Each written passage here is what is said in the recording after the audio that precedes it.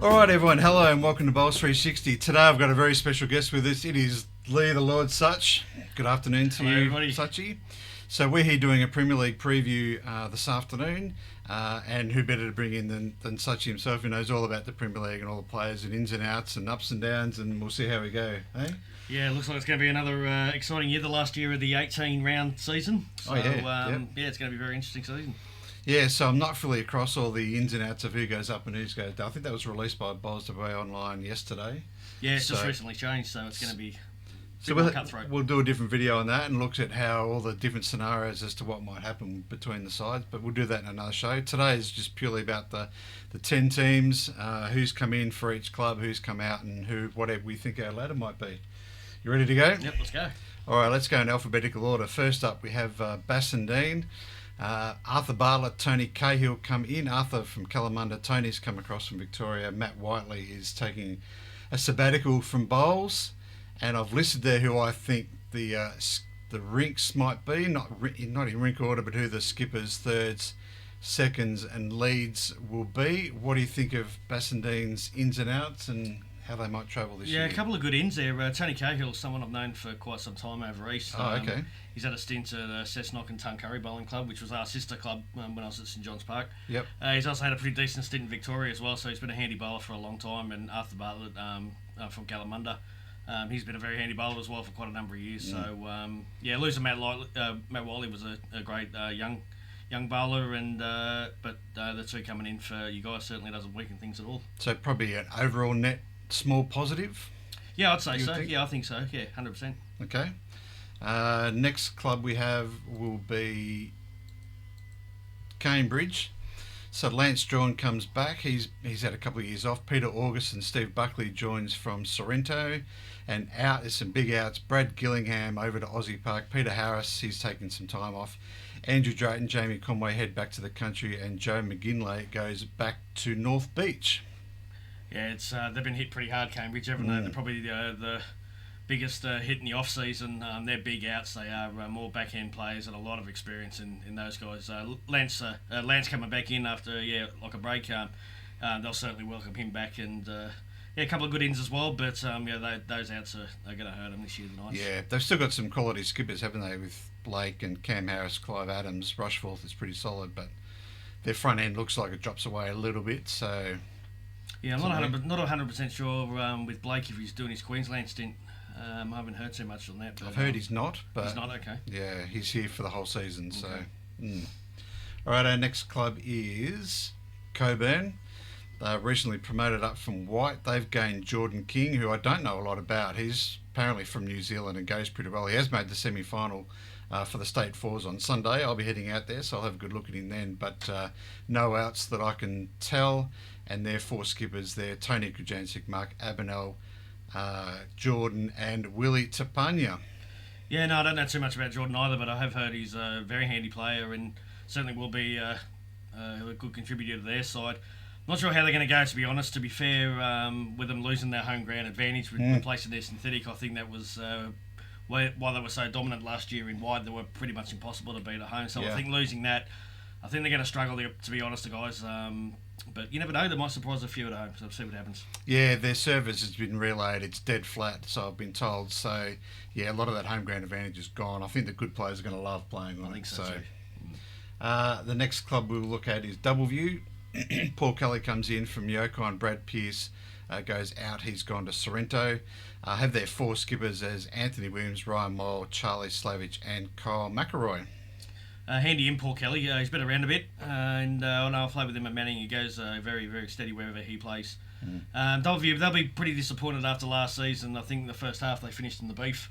I think Simon. So, and they made a bit of a run for it in the second half, but it was just a bit too much for them to try and catch up. So I'm expecting them to bounce back and have a pretty good season this year. They've still got, really on paper, the four skippers that they've probably got are probably the strongest four skippers. Quality, aren't they? In the comp, and I think they'll be a different side this year, W. Yeah, if their front end can hold up the fort, then they're going to be very, very tough to beat.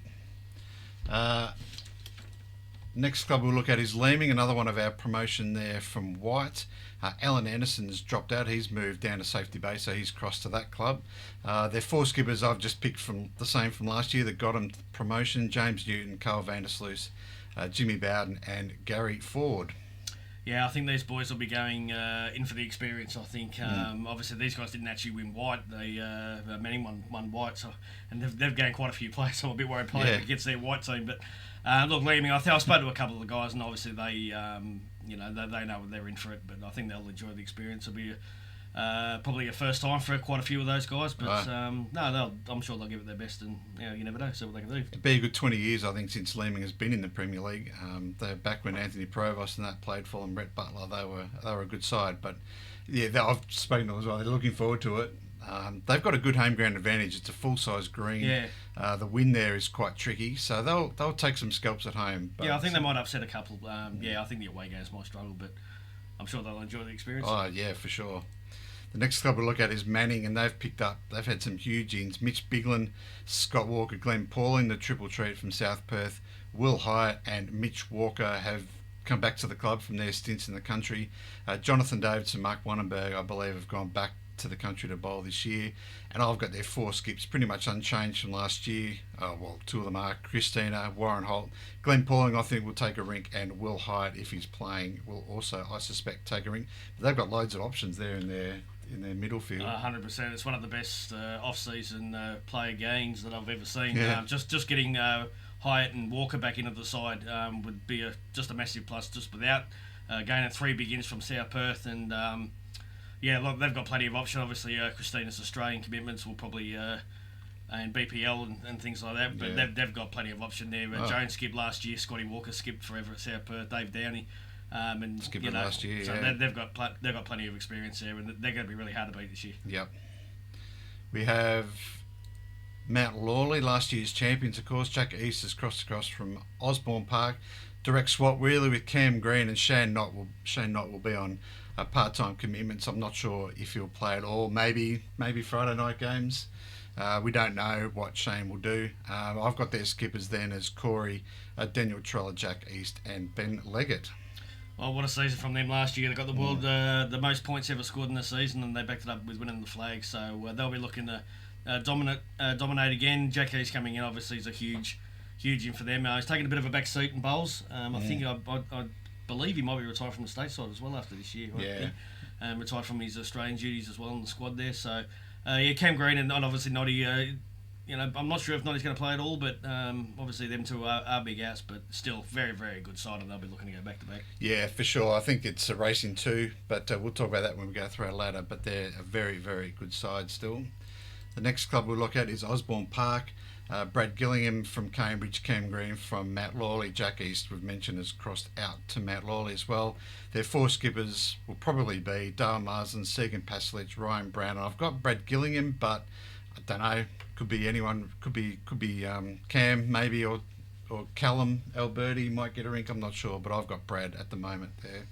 Last year's runner-up came from the Clouds, really, didn't they? They had a big last 4 or 5 games to junk Cambridge and came very close to winning the flag actually last year. So they'll be looking to go pretty strong again this year, the Saints.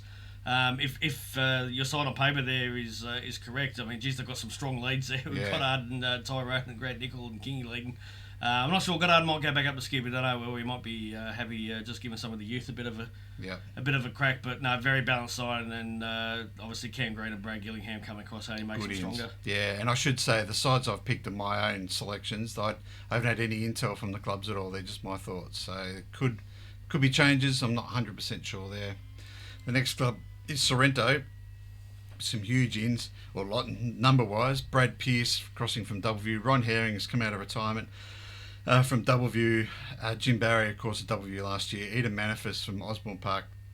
Brody Dix, ex-New Zealand, and crossed from over east somewhere, has played here. And Brad Wicks was at Forestfield last time he played. Ross Cunningham's gone to Scarborough. Stephen Buckley, Peter Augustin have moved to Cambridge. And I've got their skippers mainly as last year. Chris Leggett, Rhett Butler, Bruce Eagles, and Murray Holbert, the way they finished last year. Handy for Sorrento gaining some very solid players. Been very, very hard to back the last couple of years. I think they had. I really didn't know where to put them. No, and I actually think they had the best away win record last year. They were unlucky, really, not to play finals, and they probably should have. They had a couple of losses at home where they probably really shouldn't have, and so they would have been, they'll be thinking about that. So they've obviously got to get better at home. some influx of players there. So we'll see what they can do this year if they can go a bit better. Yeah, how they start would how they dictate where they finish their year, I suspect. And lastly, we've got South Perth in the big name. It caused a bit of a ruckus there, Graham Wishart.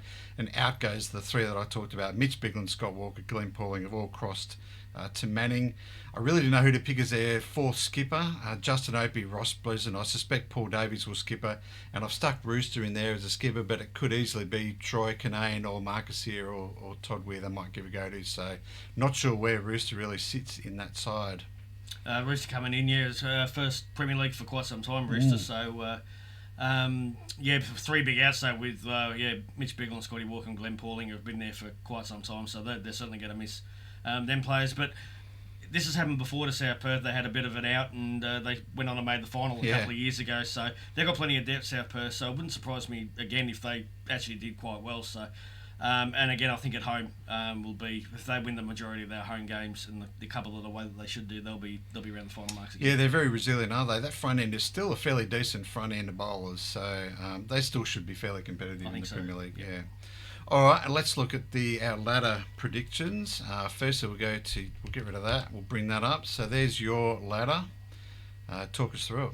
Yeah, this one, the top two was really a flip of the coin, and really unbelievably with the season that Mount Lawley had last year that I haven't backed them the top of this year. But Manning have just got some real balance there, and they've got plenty of options if players are in and out. But I think that's been the one thing that's always haunted Manning is getting everybody out there every week. Yeah.